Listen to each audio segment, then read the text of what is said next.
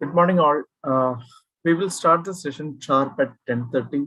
We'll just wait for another 2 minutes. Thank you.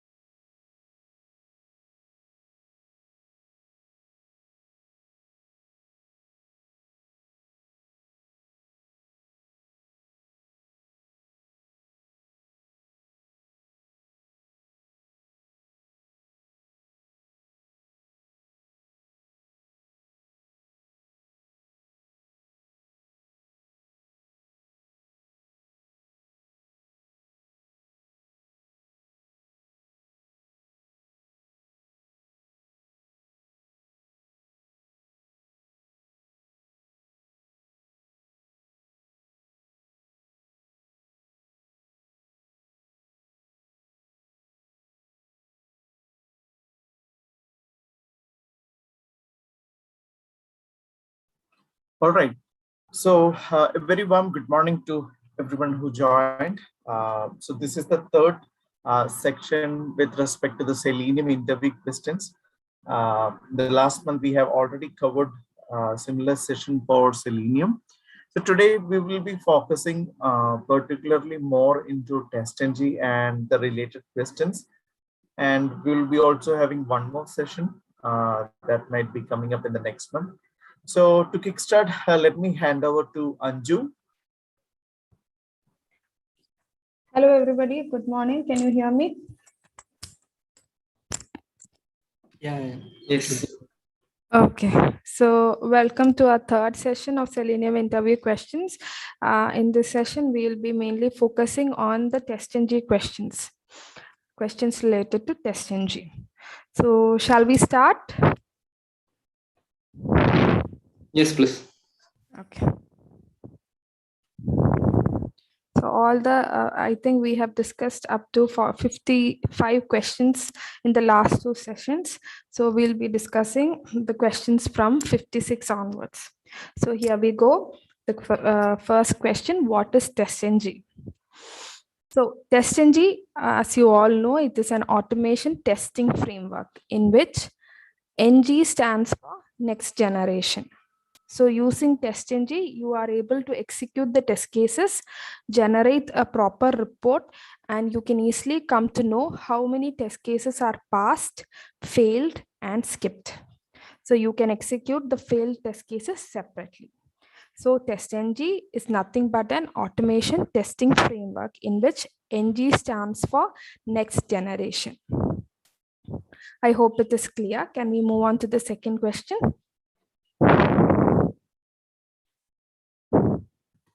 Yeah. Yes. Okay. So what are the advantages of TestNG? Let me share the screen. Okay. So TestNG has got many advantages. The main advantages of TestNG can be listed as follows. As you see on the screen, TestNG provides parallel execution of test methods. It allows to define dependency of one test method over another method. So it allows to assign priority to test methods. It allows grouping of test methods into test groups. It has support for parameterizing test cases using @parameters annotations. It allows data-driven testing using @dataProvider annotation. And it has different assertions that helps in checking the expected and actual results. And it helps us to generate the report, HTML report, in a proper format, including a number of test cases run, number of test cases passed, number of test cases failed, and the number of test cases skipped. So parallel execution of test methods, dependency of test methods, priority of test methods, grouping of test methods, parameterization of test cases, data-driven testing, assertions, and reports. These are the main advantages of TestNG. Are you all clear? Do you have any doubts? We'll go into each of these points in detail in the coming questions. As of now, on a high level, are you all clear? Yes, yes. Okay.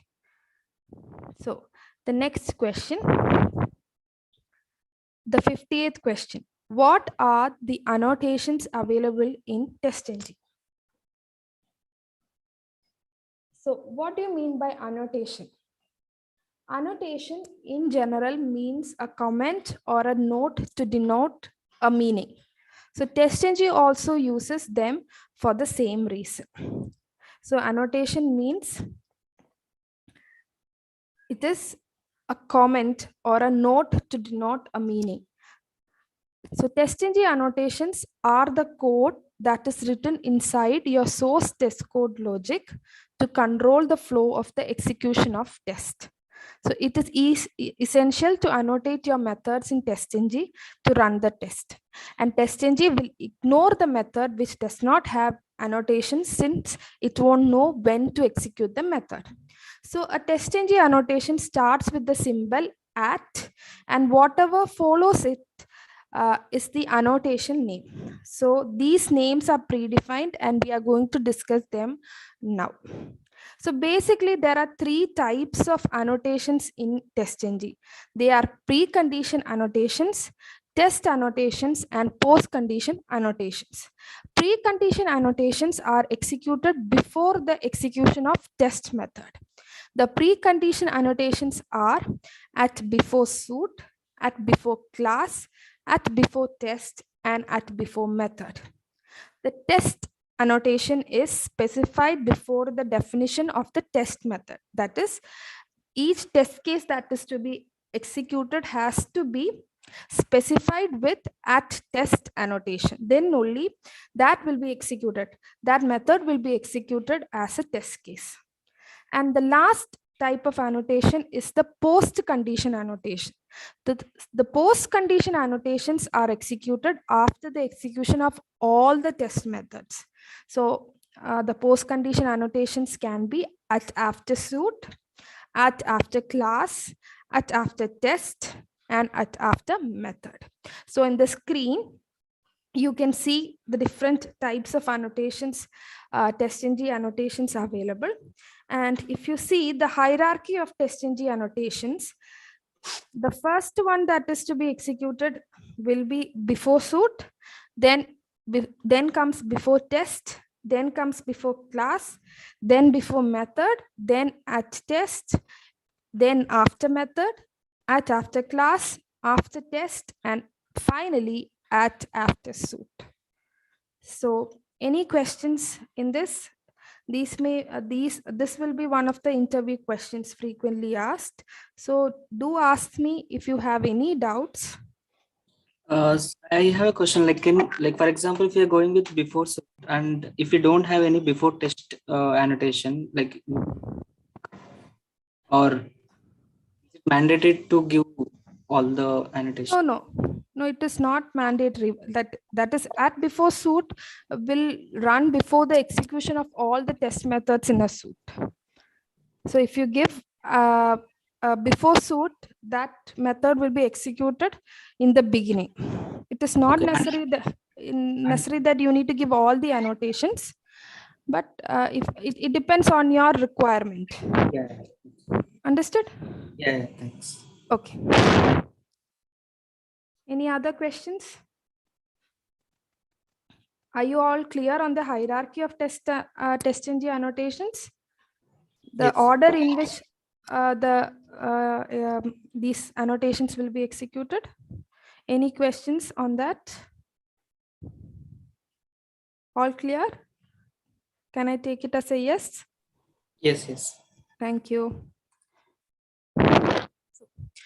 The next question. Can you rearrange the below TestNG.xml tags from parent to child?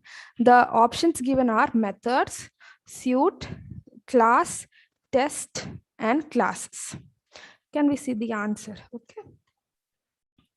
So the answer is suit, test, classes, class, and methods. The parent tag in the testng.xml file is always the suit tag. The suit tag can include one or more test tags. Test tag can include the classes tag, and the classes tag can include one or more class tags. And the class tag wraps the methods tag where we define the test methods to include or exclude. Any doubts? The parent-child hierarchy in arranging the testng.xml tags? This is the hierarchy from like based on the question, right? Like if it is a group class, that will come above suit, right? Yes, yes. Yeah, groups can be given after suit or after test. Are you clear? Yes. Okay. So can we move on to the next question?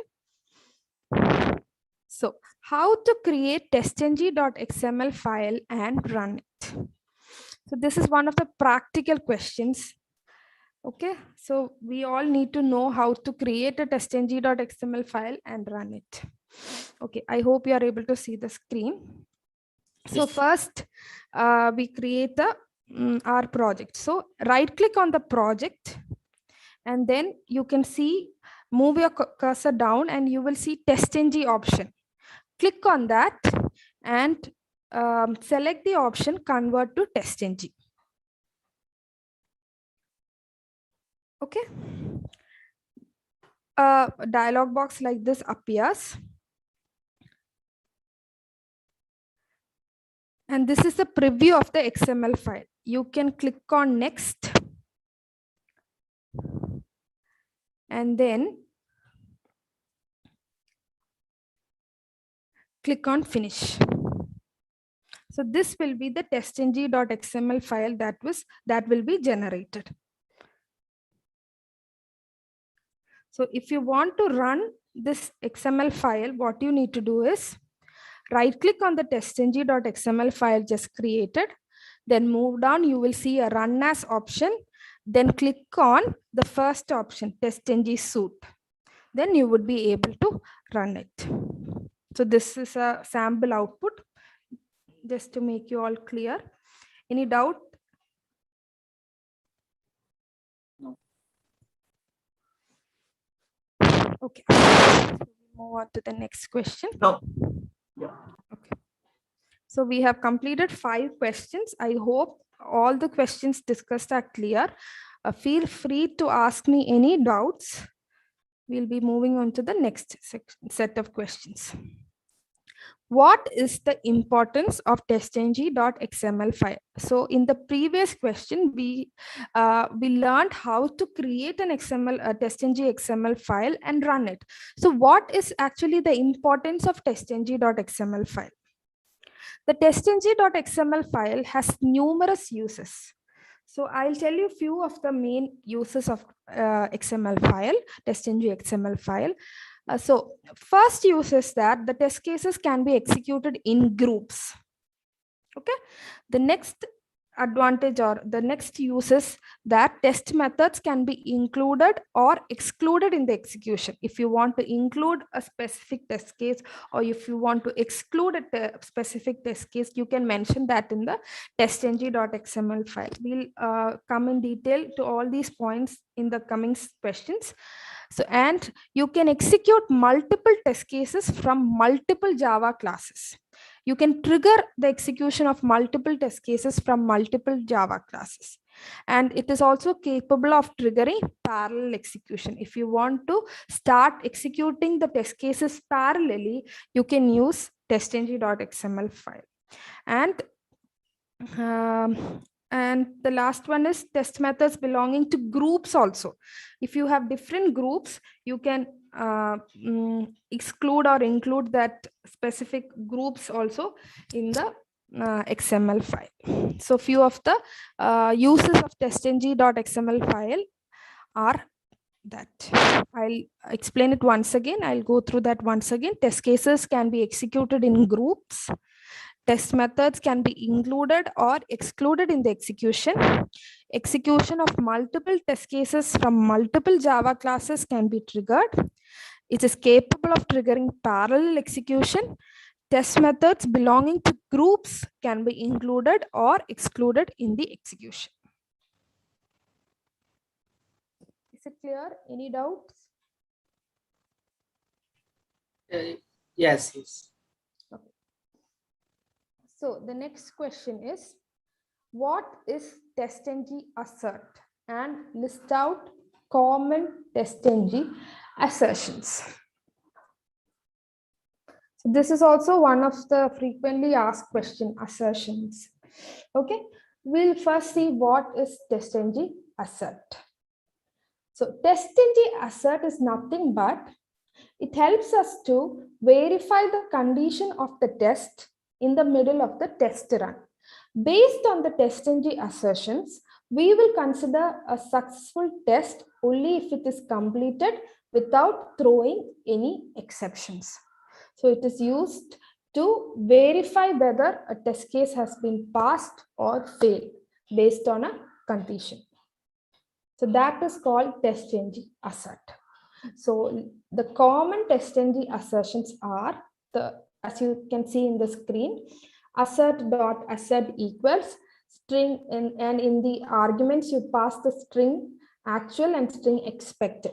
So what this assert does is that this function asserts that two strings are equal. If they are not equal, an assertion error is thrown. So the actual is the actual value and the expected is the expected value. So the actual and the expected values will be compared. If it is equal, the test cases will be passed. If it is not equal, exception will be, assertion error will be thrown. Coming to the second, assert equals string actual, string expected, string message. This does the same function just as the first one. In addition to that, when the assertion error is thrown, the message that we give is also displayed. So this function asserts that two strings are equal. If they are not, an assertion error with the given message will be thrown. The third one is assert equals, and the arguments are Boolean actual and Boolean expected. So this function will assert two Booleans. So if they are equal, the test case passes. If they are not, an assertion error is thrown. The parameters are actual value and the expected Boolean value. The next assertion is assert true, and you give the condition. So this function asserts that a condition is true. If the condition is not true, an assertion error is thrown. The next one is assert true, condition and message. This does the same function just as the previous one, but in addition to that, a message assertion, when assertion error is thrown, the message that we provide in the argument as the parameter will also be displayed. The second last one is assert false, and you give the condition. If it is false, then the exception will not be thrown. Otherwise, assertion error will be thrown. The last one is same as the second last one. In addition to that, it will throw a message when the assertion error is thrown. Any doubts? Just one question, like in the second one or the last one, so it throws the message only when it is success or when it is like it is not matching, like even when it is not matching, only when the assertion error is thrown. Oh, okay. So only when it fails, yes, it is not matching with actual and expected. Correct. Will be thrown. Okay. So here it is not matching with the actual. Here the condition should be true or false. Yeah, when it is false, it will throw the message. Yes. Okay, got it. So for example, if you give assert true false in bracket, if you explicitly give false, that condition will be that results into a negative case, right? The test case will fail. So in that case, the message will be thrown. So inside assert true, the condition should always be true. Only then the test case will pass. Whatever may be the condition that you put, you can simply give true itself or any other conditions also. Like if you compare booleans, right? That conditions can be given. So if the condition passes, no message will be displayed. The test case is said to be passed. Else, test case fails and the message will be shown. I hope it is clear. Yes. Thank you. Okay. So what is hard assert in TestNG? So we saw what is assert. So there are two types of asserts. One is hard assert and the second one is soft assert.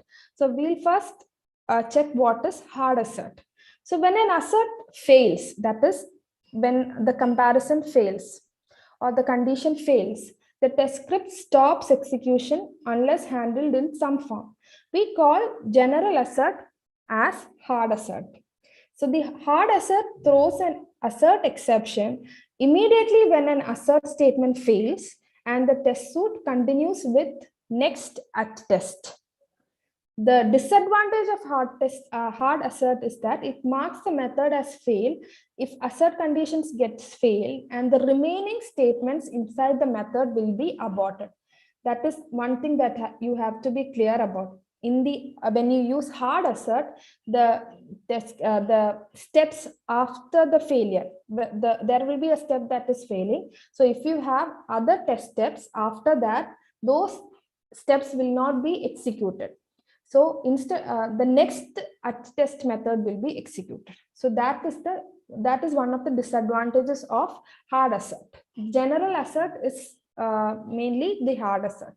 So in cases like when you have to verify a login and all, you can use hard assert, because in an application, if you are not able to log in, you cannot proceed. So in those cases, you can use hard assert. So the test execution will stop where the test step fails and the remaining steps in that test method will not be executed. It will move on to the next at test method. Is it clear? Yes. Okay. Can we move on to the next question? And this is what soft assert is? Yeah. Okay. So soft assert collects the errors during at test. Remember that it collects all the errors during at test. At test means when a test method is executed. Okay. So soft assert does not throw an exception when an assert fails immediately and would continue with the next step after the assert statement. So when you are dealing with soft assert, an exception will not be thrown immediately when an assert statement fails. The remaining test steps will be executed.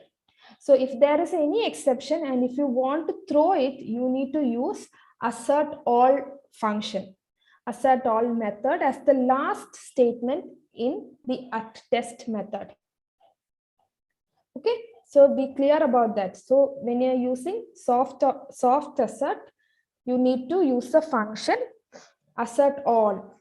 And also one more thing that you need to be remember is that we need to create an object of this soft assert, which is not needed in hard assert. When you are using hard assert, we need not create an object of hard assert.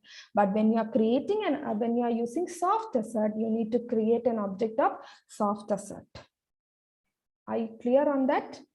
So 3 points to be taken care in the case of soft assert.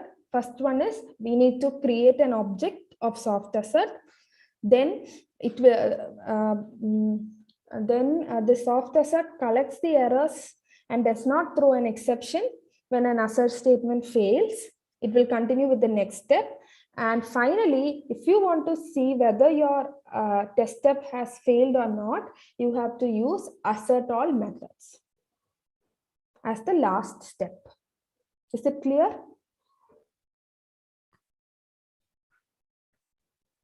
Yes. Yes. Okay. So the 65th question. Write a sample code to explain soft assert and hard assert in TestNG. So this may be one of the questions that can be asked as a hands-on. So the packages that you need to import are org.testng.assert, org.testng.annotations.test, that is for the at test annotation, and org.testng.asserts.soft-assert. So first we will see the soft assert. So here, after the at test annotation, we have created one method for soft assert.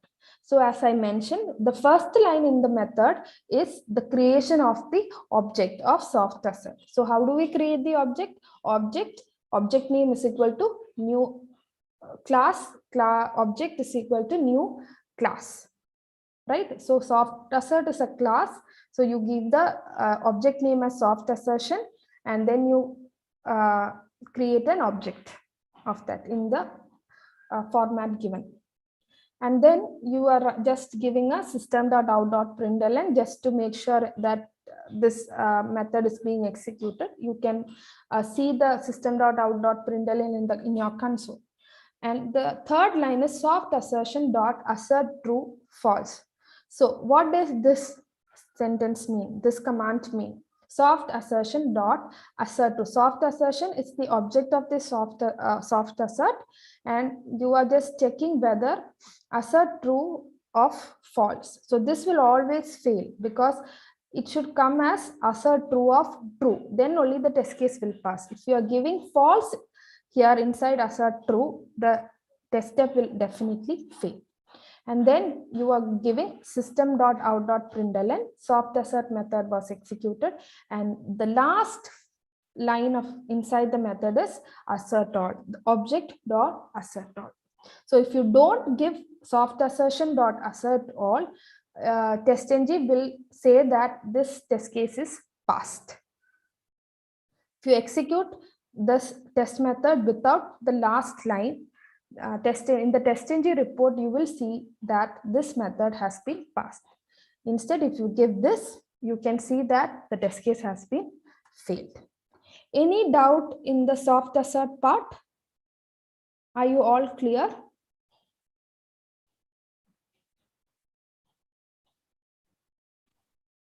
Yes. Okay. So now we move on to the hard assert. So we have created at test annotation just to make sure that it is a test case that has to be executed. Then we create a method public void hard assert. Then there is no need to create an object for hard assert. That is why we haven't created anything. So we have started with the system.out.println and say hard assert method was started. Then we give assert.assert true false. So this statement will always be failing because it should be assert.assert true true. Only then that step will pass. Then you are giving system.out.println hard assert method was executed. So when you execute this method, you will see that the last system.out.println will not be displayed because we studied that hard assert, when you are using hard assert will throw an assert exception immediately when an assert statement fails, and the remaining statements inside the methods will be aborted. They will not be executed. So the last method will not, last line of code will not be executed. Is it clear? Yes. So make sure that you are clear on the concept. Soft assert, you need to create an object. Then soft assert will collects all the errors and will throw an exception only if you give assert all methods, and all the lines in the method will be executed if you are using soft assert. While in the case of hard assert, an assert exception will be thrown immediately when an assert statement fails, and the remaining methods inside the method, remaining lines or the statements or the line of code inside the method will be aborted. Just one question. Ah. So this, when you call the soft assert dot assert all, so we throw the exception wherever we have mentioned, we have yes condition fails, or only at the bottom whenever you're calling? No, they will specify where which line number has been failed. Okay. You can just try it out. Yeah. Okay, just copy this, like write this line of code and just try it out. Taking a screenshot. Yeah. Okay, you can just try it out. Sure. Try with giving soft assertion dot assert all and without giving assert all. So then you will understand the working of soft assert. Yeah, got it. Okay. Thanks.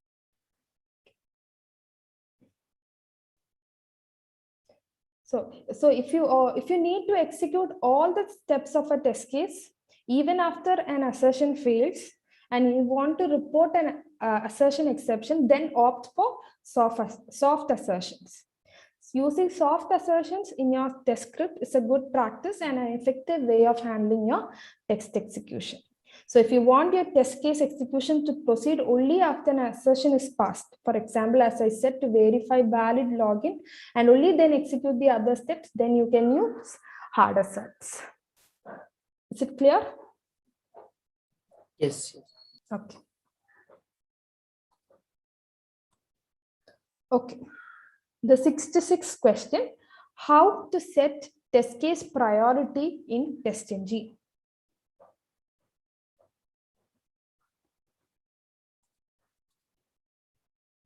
Okay.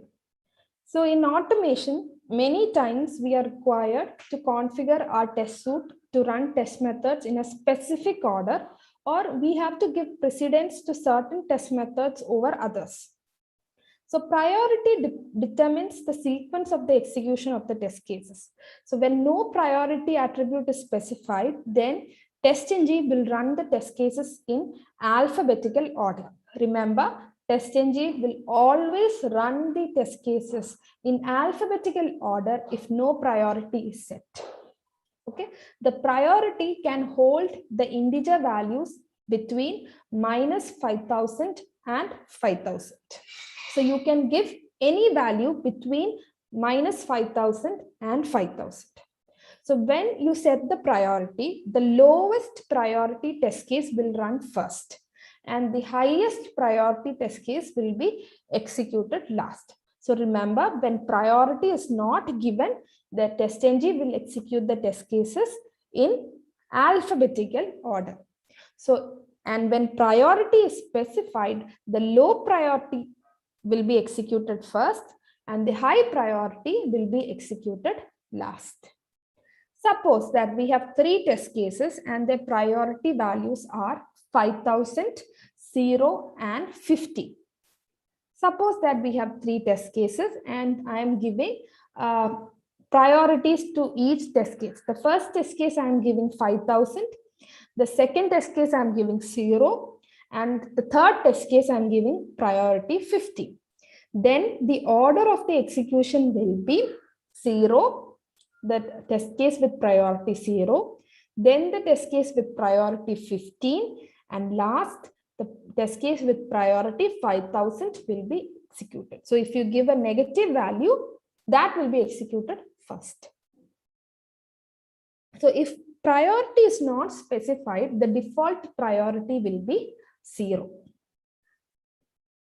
So if you see the program that I have I'm showing on the screen, there are 3 methods: public void mango, public void apple, public void watermelon. So if no priority is set, the test cases will be executed in alphabetical order. So apple method will be executed, then mango, and then watermelon. So in the console, we can see I am apple, I am mango, and then I am watermelon. So when priority is set, how will it be? For mango test case, no priority is set. So the default priority comes into picture. That will be 0. So mango will have 0 priority. Apple, it is given priority is equal to 2. And then watermelon priority is equal to 1. So this is the syntax of giving the priority. Along with at test, you give the attribute priority and then you specify the value. Okay, so when you are executing this test class with the priority, the execution will be mango, apple, no, mango, watermelon, and apple. Can we see the output also? I am mango, I am watermelon, and I am apple. If no priority was given, it would be I am apple, I am mango, and I am watermelon. Is it clear? Yes. Any doubts? Shall I proceed? Just one question, like, what if we go beyond 5,000 or like? That will be an error. Okay. Okay. Okay. So the next question is how to run a group of test cases using TestNG. Okay. So as the name indicates, okay. As the name indicates, grouping in TestNG lets you group multiple test methods in named groups. Through groups in TestNG, you have the provision to run a particular set of tests that belong to a group or multiple groups. So consider a scenario where the test suite comprises different test types. Example, unit test, integration test, smoke test, etc. So instead of adding all the tests in a single test suite, you can perform grouping of test methods. So this helps in segregating the test scenarios into different test categories such as smoke, functional, sanity, etc. So groups are specified in TestNG.XML under suite or test. And groups, I'll explain once again. Just listen for now. So groups under the suite tag apply to all the tests included under test tag in that particular suite. So in order to use groups, we have an attribute called, if you see on the screen, after at test, there is an attribute called groups, and you are giving group name. So this is the syntax of specifying groups. Line number 3, line number 9, and line number 15. So in this example, the test code has 3 methods, right? Test method 1, test method 2, and test method 3. And we have 2 TestNG groups, group 1 and group 2. The test method 1 comes in group 1 and group 2. Test method 2 comes in group 2 only, and test method 3 comes in group 1. So are you all clear on how to write groups, the groups in the class, test class? Along with the @test annotation, you provide an attribute called groups and you specify the group name in double quotes. Are you all clear?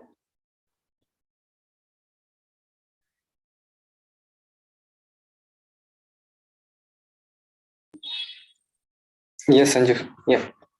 Okay. So this is the one that we need to do in the test class. So similarly, we need to include something in the TestNG.XML file. You remember me saying that the TestNG.XML file helps us to group the test cases and execute them. So this is how we need to do that. So you see a tag in the 5th line called groups and an ending tag called ending tag at the 10th line. So from line number 5 to 10 is the line of code that helps us to add groups in TestNG.XML file. So we start off with the groups tag, then we include the run tag to specify to TestNG that we need to run the groups, and then we specify which all groups to include. Include name is equal to group 1, will run the group 1 test cases, and include name is equal to group 2 will run the group 2 test cases.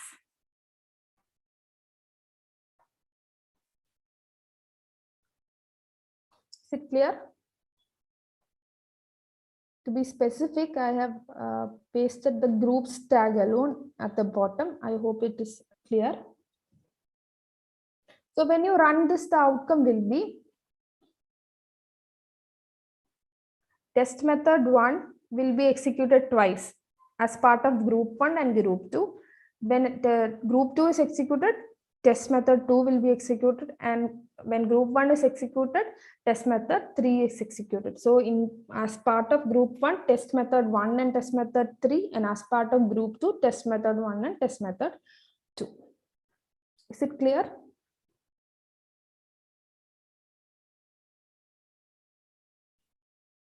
Yes. So which group will get executed first? Is there an order? Group 1, that is what you have written first, no? Include Okay, name so is equal to. okay, yeah, so this So, correct. yeah, so in the group 1, it will be according to the alphabetical order. It will be test method 1 and then test method 3. Okay, yeah. Okay. So whatever order that we specify in TestNG, even the classes that we specify, no, the execution will take place in that order only. Okay.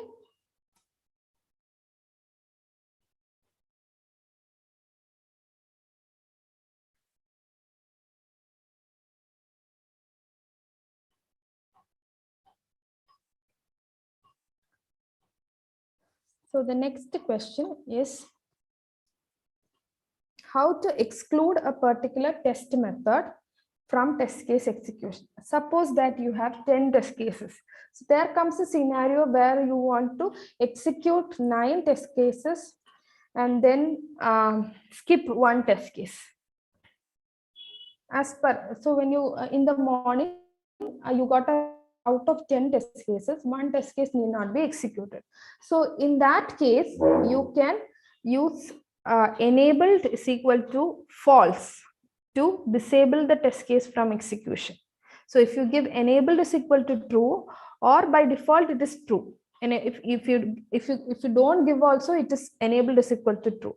So if you want to disable a test case or exclude a particular test method from test case execution, it is the attribute enabled, and you give the value enabled is equal to false. So as you see on the screen, there are 3 methods: test method 1, test method 2, and test method 3. So in the test method 3, you haven't given any attribute called enabled. So by default, it will be enabled is equal to true. In the first method, it is explicitly given enabled is equal to true. And in the second method, it is given enabled is equal to false. So when you run the test, this class for execution, only 2 methods will be executed. And in the console, we will see test method 1 and test method 3. Is it clear? Yes. Okay. Another method is that we can use TestNG XML file also for excluding. So under the classes, you specify the class name, right? Which class has to be executed. And each class will have several test methods. So if you want to exclude a test method, you can specify it directly under the methods tag. The syntax is exclude name is equal to test method name to exclude. So this is also one mechanism. So you can use the enabled attribute and provide a value false in the test class. You need not do anything in the testng.xml. That is one approach. Second approach is you need not do anything in the test class. You come to TestNG XML file and then you specify which test method has to be excluded under the methods tag. Is it clear? Yeah, but one doubt actually. So in case if I no need to execute a class, so is the same way it is possible? If you don't want to execute a class as such, don't give class name is equal to that tag also, you need not give. Then that class will not be executed. So whatever class that has to be executed, you may have multiple classes, right? Maybe 10 classes with so many test cases inside each class. So whatever class that has to be executed has to be specified in the under the classes tag. With the class tag, there will be a classes tag, and classes will have class tag as the child. So you need to specify the name of each class that has to be executed. If you don't want to execute a class as a whole, then you need not specify that. Suppose if inside a class, if you want to omit or disable or skip a test case, then you can specify it explicitly under methods tag. The methods tag is nothing but indicates the test cases. Is it clear? Yes, clear. Can we proceed?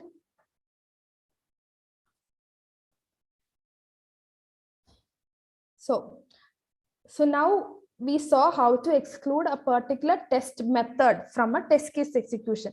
Test method is nothing but test cases. Okay, don't forget that test method is nothing but test cases. So the 69th question is how to exclude a particular test group from a test case execution. It is possible that we can exclude if we have many test groups like sanity, smoke, regression. So we will be having different groups, right? So for in a day, suppose that the requirement is only to run sanity. So we need not run all the test cases corresponding to all the groups. Or we have 5 groups, like 4 groups like sanity, smoke, regression, like that we have some groups. So they are saying, I want to run 2 groups out of 3.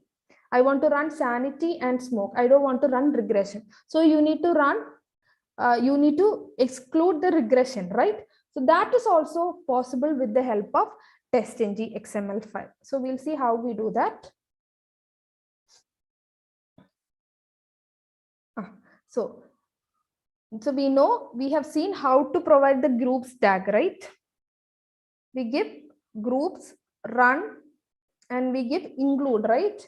To include the tracks, test cases to be groups to be executed. So if you want to exclude, you can give exclude name is equal to test group to exclude. Is it clear?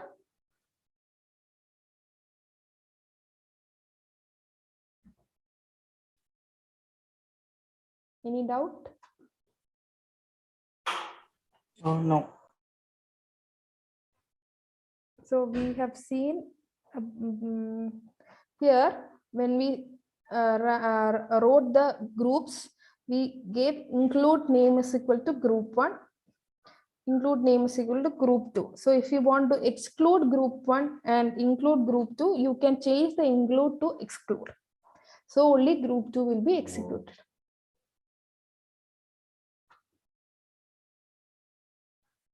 Okay. So that is excluding test groups. So the next final question in this set is, how does TestNG allow to state dependencies?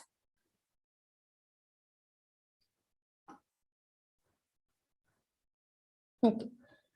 So when TestNG allows us to use the state dependency using 2 ways. First way is using the attribute depends on methods in the test annotation. So if you see the screen, along with the @test annotation, you can see an attribute depends on method. So there are 2 test cases, test case 1 and test case 2. So if depends on is not provided, test case 1 will be executed first and test case 2 will be executed second. So our requirement is that test case 1 has to be executed after test case 2 and it depends on test case 2. So in that case, you can say @test depends on method is equal to test case 2.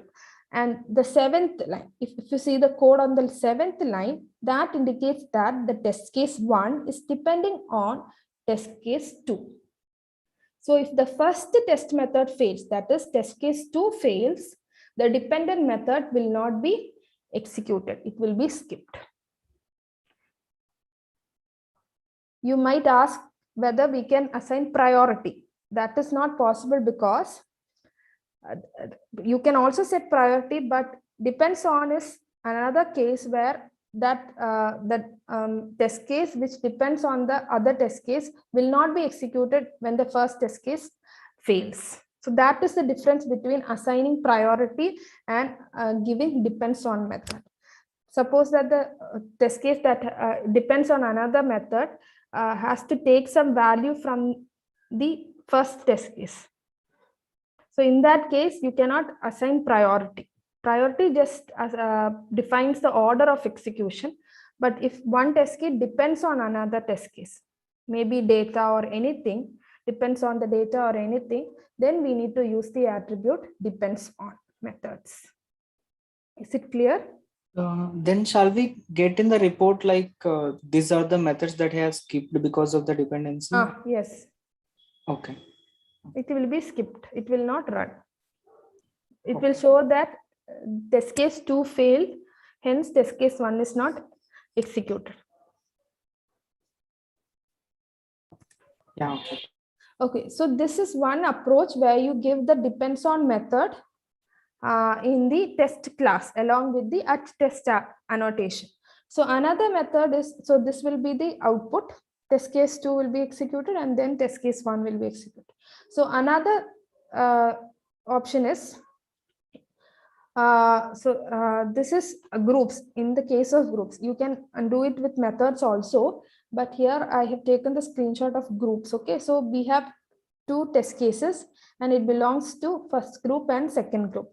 So first group, if it depends on the second group, so in the groups tag, you can add a tag called dependencies, and inside that you can specify the group name and depends on. So this is another method. So if it comes to method, it will be under the methods tag. Is it clear? So most commonly we use the depends on attribute.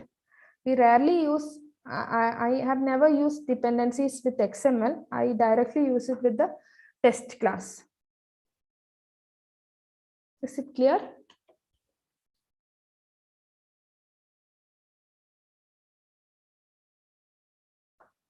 Any doubts? No. Any questions in YouTube that has to be discussed?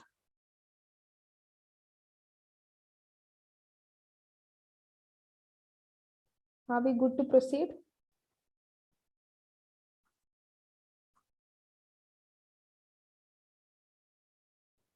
I take it as a yes. And we are going ahead. So till now we have discussed 15 questions and I hope all the concepts are clear. If you have the concepts clear, then you can answer any questions, any interview questions. In whichever way they ask, you will be able to answer. Make the concepts clear. Okay, so we are going to the next topic.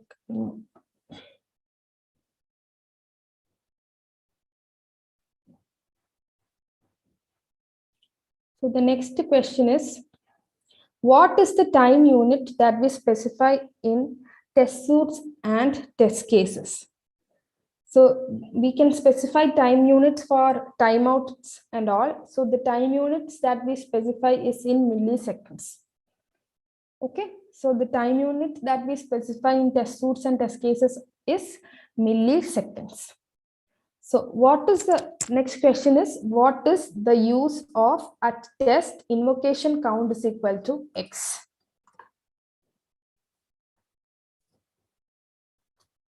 So in the screen, as you can see, there is one class called test cases, and there is one method called test case 1. And above that test method, you see a @test annotation with an attribute invocation count is equal to 5. What does this invocation count is equal to X mean? Here it is invocation count is equal to 5. So what does that mean? An invocation count in TestNG is the number of times that we want to execute the same test. So if you want to execute repeatedly, you can use the attribute invocation count. So when you run the test case, the output will be test case 1 printed 5 times. Is it clear? Yes. Okay. So the 73rd question is, what does test timeout mean in TestNG at test timeout is equal to 1000. So this 1000 is milliseconds, okay? Sorry, 10,000 is milliseconds. This is what the time unit that we specify, that we discussed in 71st question. Okay, so you can see test case 1, and above it we have the at test annotation with thread pool size is equal to 3, invocation count is equal to 10, and timeout is equal to 10,000. So I discussed what is invocation count. It is the number of times the test case has to be executed. So here the invocation count is 10, and this test case 1 will be executed 10 times. Okay, and from different threads. That is, thread pool size is 3. So 3 threads will be there, and that thread pool size attribute tells us to form a thread pool to run the test method through multiple threads. So 3 threads will be there, which will be multiply, which can execute the test cases multiple times, 10 times, 3 each. So in that case, it will be executed, and the timeout. A timeout of 10 seconds is given, right? 10,000 milliseconds is 10 seconds, and it guarantees that none of the threads will block on this thread forever. So after this 10 seconds, the execution will stop.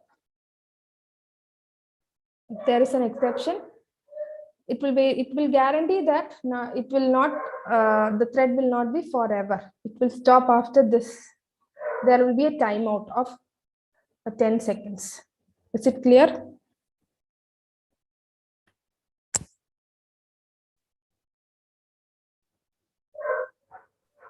Yes, Anju.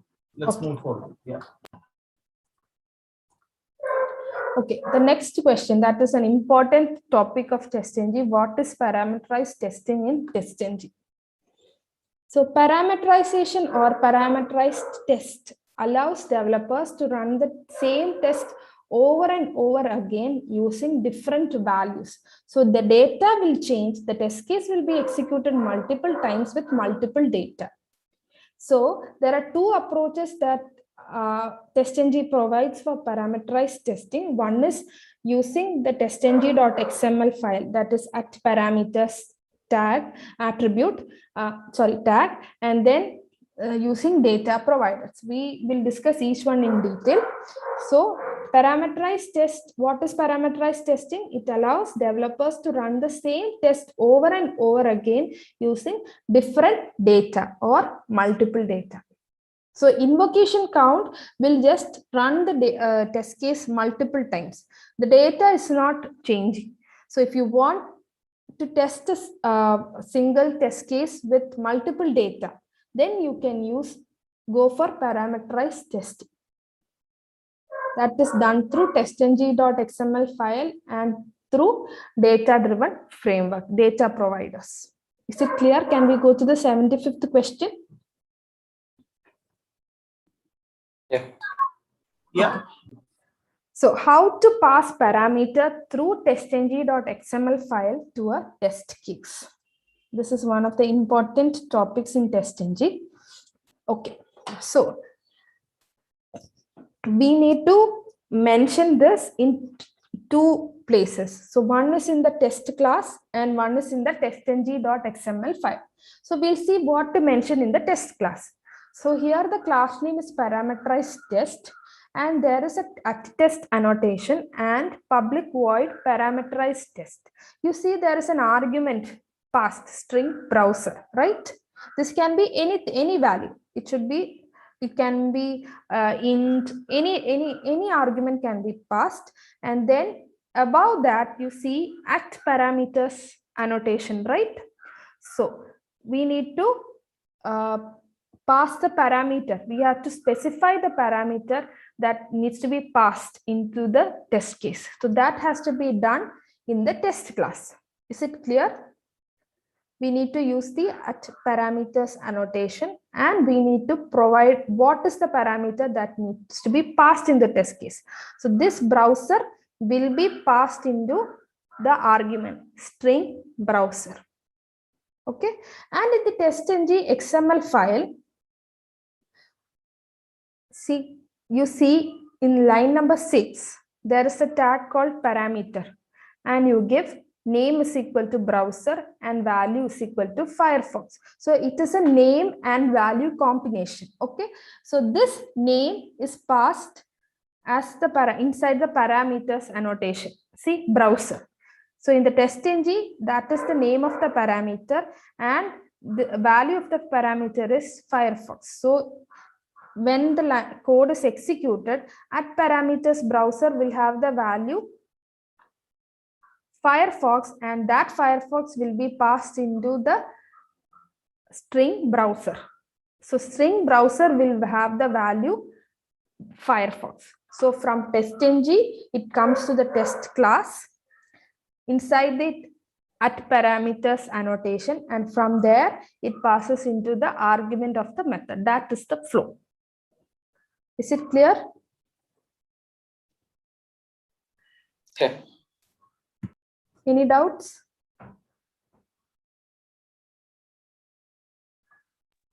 No. Okay, so if you want to have Chrome also, if you want to execute in Chrome, then you add one more line like at parameter name is equal to browser, value is equal to as another test. Inside another test, you can add that. So that will be executed in Chrome, or you can just change the value here. Instead of Firefox, you can replace the value Chrome and then execute. It will be executed in Chrome. Is it clear?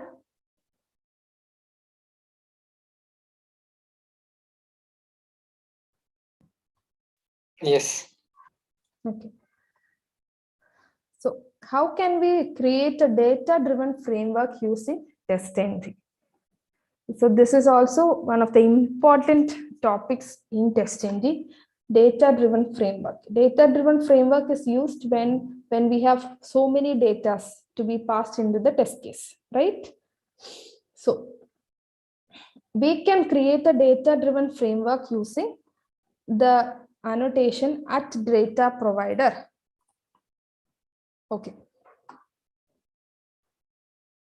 So there are two ways in which we can use data provider. The data provider is a class where data is that will provide data to our test cases. Okay, so that data provider and our test class can be test method can be in the same class.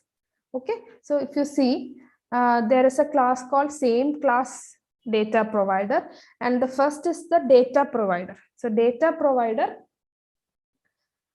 it is when you are using it in the same class, it is optional to give the name attribute, and then you are writing a method called data provider method. You can give any method, but the return type is object.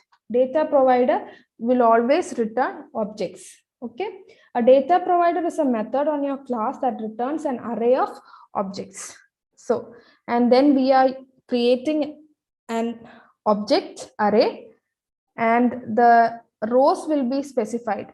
Rows will be the number of times your test has to be repeated, and the columns the number of parameters in your test data, and then you are giving data, and then this data will be passed on to your test method. So in the test method, you can give the data provider name.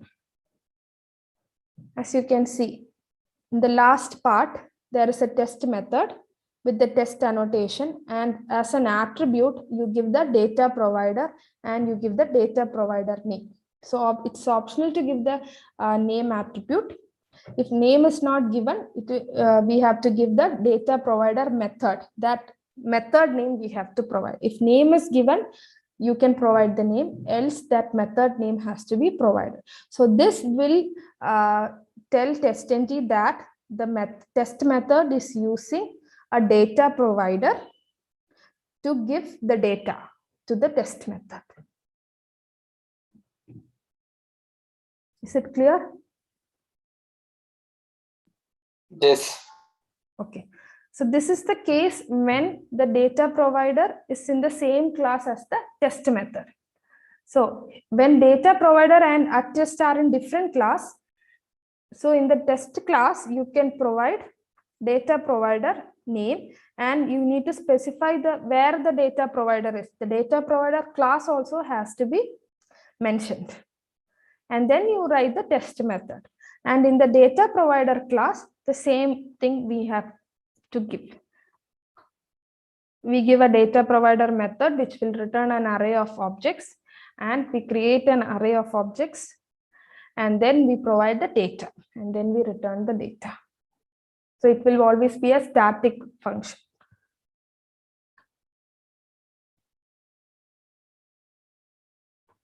So by using @data provider annotation, we can create a data-driven framework, and specifying parameters in TestNG.xml file might not be sufficient if you need to pass complex parameters. Okay, so in that case, you can use a data provider to supply the values you need to test, and it is a method on your class that returns an array of objects.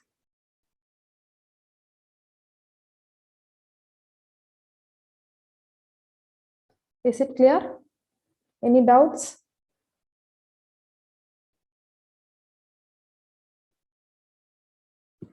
Understood. Okay, thank you. So the 77th question, how to run test cases in parallel using TestNG?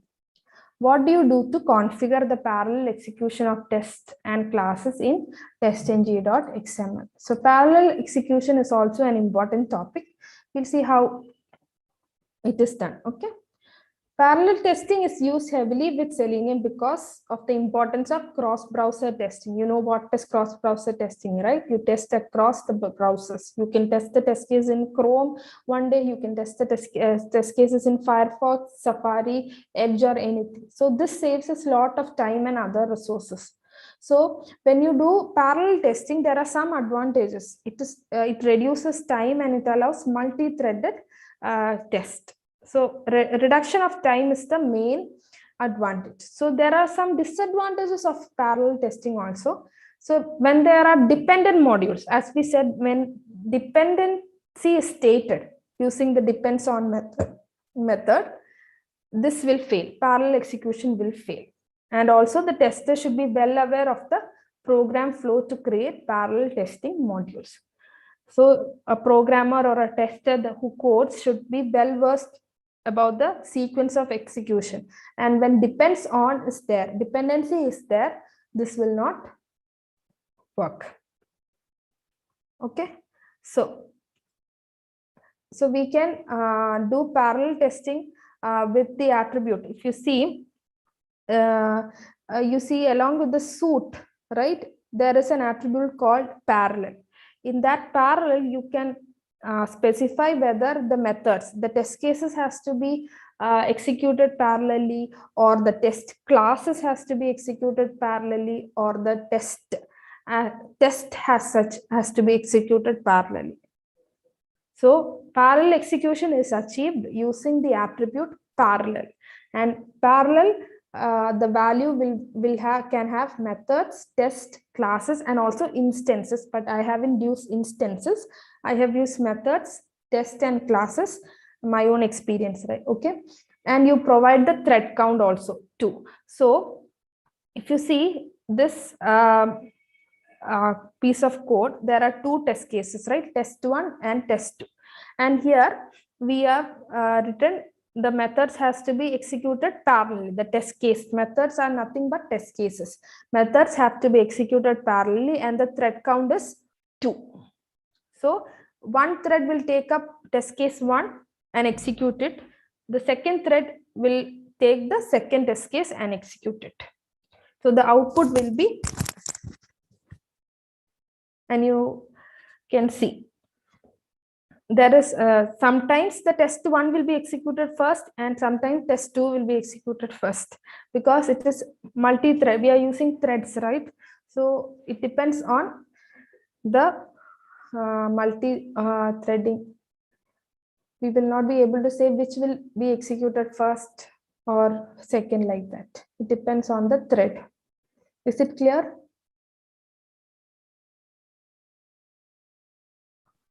Yeah, I believe no questions.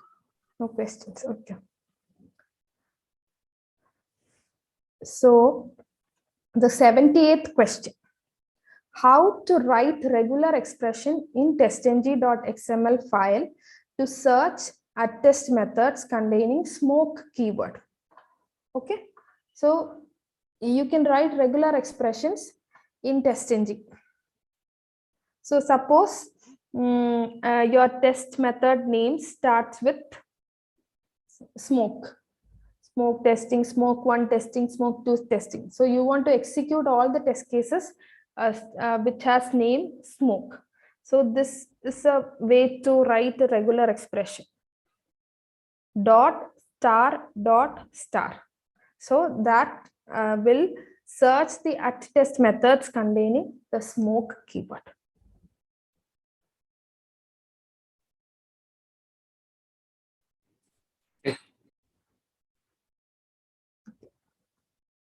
I hope it is clear. Okay, so the second last question. What is the difference between a TestNG test and a TestNG test suite?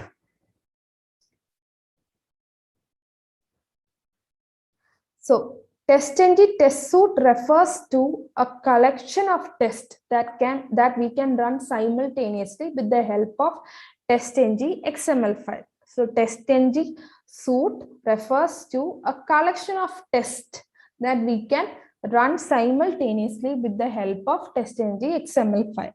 So on the other hand, a TestNG test is a single test case file. And when we say we are running a TestNG test case, we simply mean we are running a single test case file. If we want to run multiple test cases, then we use TestNG suite. We specify the classes we need to execute inside the classes tag, and then we execute it as a suite, multiple execution. So when you say TestNG, just a TestNG test case, it means a single test case file.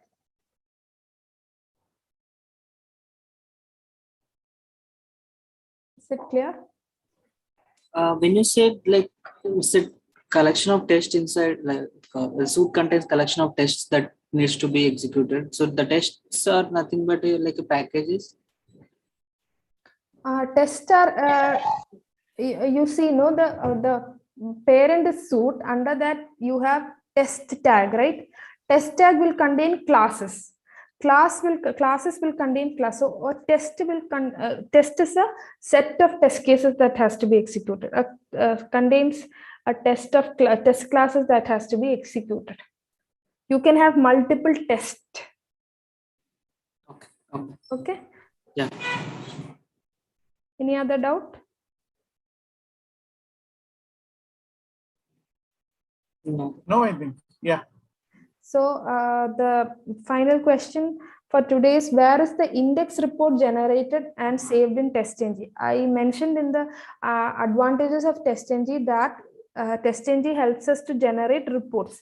It gives us a detailed HTML report where we can see the number of test cases that have been executed, that have been passed, that has been failed, that has been skipped. So TestNG will provide a report, and that report is generated under the project folder and the test output subfolder.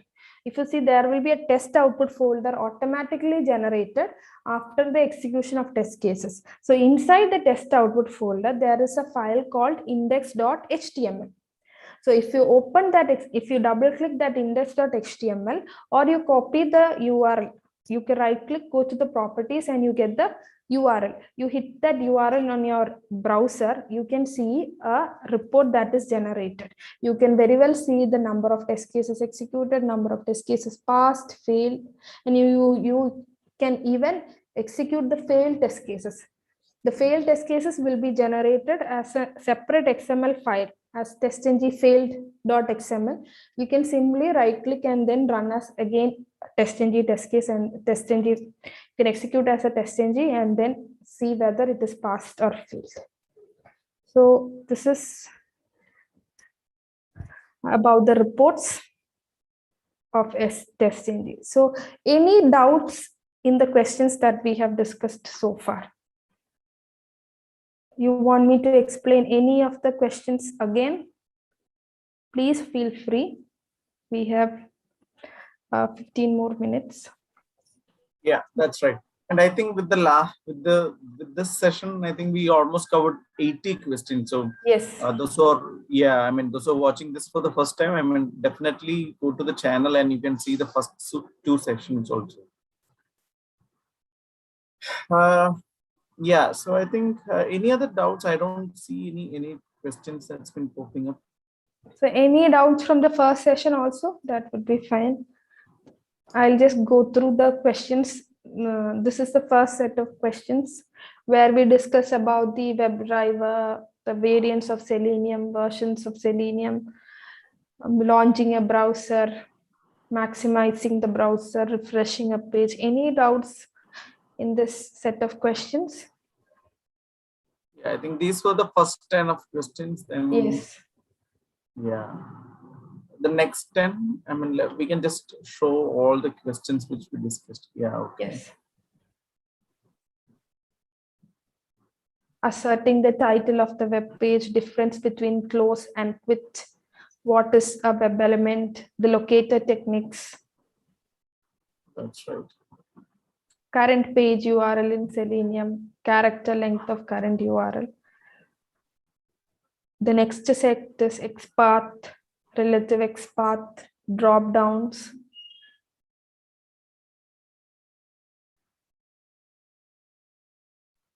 Please feel free to ask. We'll clear all your doubts. Yeah, let's move on to the next also. So how to verify whether an element is visible, enabled, selected, dynamic tables, synchronization, implicit wait, explicit waits,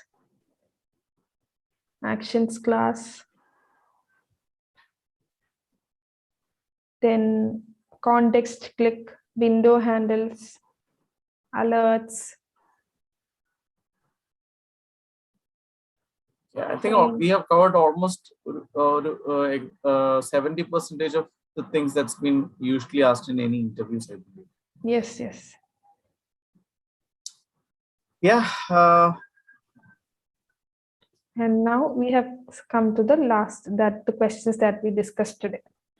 TestNG, the advantages, annotations, XML file, hard assert, soft assert, priority, grouping of test cases, excluding test cases, dependencies, parameterized testing, data-driven frameworks, parallel testing, reports. I think we have covered everything.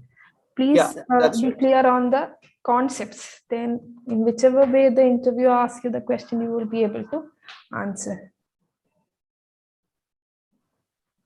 Okay, so one question came up like, please explain dynamic table. I'm not able to unmute. So she was asking about dynamic web table, I believe. Okay.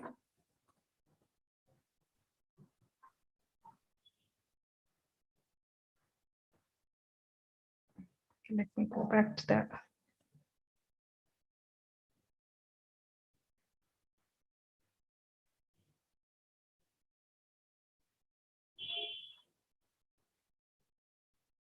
Okay. So when you are handling dynamic tables in Selenium, first we have to identify the table, right? You use driver.findElement and you identify the table till tbody. So table tag will be there. Instead, inside the table tag, there will be tbody. So you find that and then you give it to a web element. You assign it to a variable called a web element type. So that is HTML. And you reduce the scope of that driver to that web element so that driver will act only on that table. So first line is identify locating the table. Using any locator technique, you can do that. And then you assign it to a web element variable. And then the next thing is we need to locate the rows and put it in a list. So for that, we reduce the scope of the driver to HTML table. So HTML table is nothing but that table. So driver will now work only on that table. So using HTML table dot find elements. So why do we use find elements? It is to find to get all the rows. So getting all the rows will have the tag name tr. So you are finding the elements and putting it into a list of web elements, and the list of web elements, the name of the list is rows. And then you iterate each row. You get the size of the rows, those sides, and then you iterate through each of the rows, and then use and go to each row, get the row number, and then for each row there will be columns, right? You find the elements using by dot tag name th. Th denotes the columns, and then again you put it into a list of web element. Then you have the second loop, the inner loop, where you iterate through each of the cell, and then you iterate through each of the cell and get the text. So first locate the table, reduce the scope of the driver to that table, find the row size, and then iterate through each row, find the columns, put it in a list, iterate through each column, each cell, and get the text. You can take a screenshot of the code if you want. So this is fine, right? Yeah, and also the same this recording will be available in the YouTube channel also. So yeah, I think a little more explanation will be there. That's right. Yeah. You can refer to the first session. I think first or second session. Yeah. Yeah, this was the second part. So yes. Yeah, I think we have covered almost everything, right? So let's wind up for today. Okay. And we're gonna have another part on the next week. So thanks a lot, Anju. I mean, this was really great session, and thanks a lot for taking all the efforts. Thank you. Yeah. So thank you all. We will connect with you on next Saturday, same time. Thank you. Thank you. Bye. Thank you.